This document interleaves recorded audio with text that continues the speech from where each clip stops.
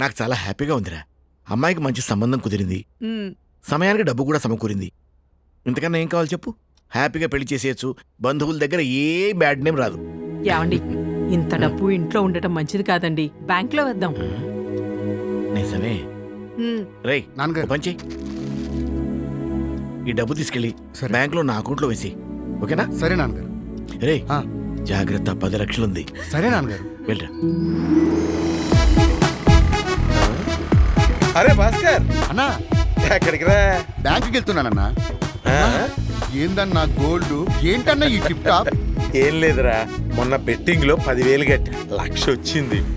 10,000కి 1,00,000 అరే అసలు 1,00,000 ఉంటే 10 లక్షలు కొట్టేద్దురా.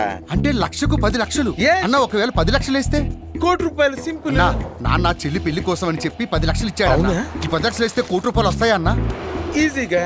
అంటే చెల్లి పెళ్లి గ్రాండ్ గా చేయొచ్చా అన్న? అరే మెల్లగా కాదురా, గ్రాండ్ గా ధూమ్ ధామ్ గా చేద్దాం. సరే అన్న. దా, ఎక్కేసి.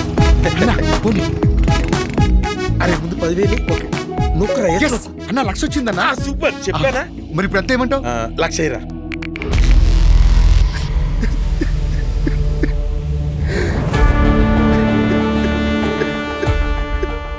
సారీ రా భాస్కర్. ఊరుకో అన్న, మొత్తం నువ్వే చేసావు. నిన్ను నమ్ముకుని మొత్తం పోగొట్టుకున్నా.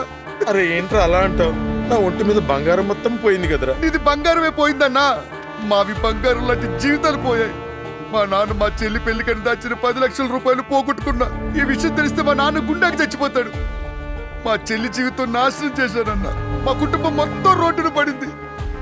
లేదన్నా, నాకు బతికే అర్హత లేదు. నేను చచ్చిపోతానన్నా, నేను చచ్చిపోతా. భాస్కర్, దీనంతటి కారణం నేనురా. ఊర్లో ముఖం కూడా చూపించుకోలేను. పదరా, ఇద్దరం కలిసి చచ్చిపోదాం. ₹1 పెట్టే 10 రూపాయలు తిరిగి ఇస్తారని ఎన్నో online betting apps, fantasy apps మీకు ప్రామిస్ చేస్తారు. మీ డబ్బు తీసుకొని రిటర్న్స్ వస్తున్నాయని చూపించినట్టు మీ డబ్బు వాళ్ళు తీసేసుకుంటారు. జాగ్రత్తగా ఉండండి.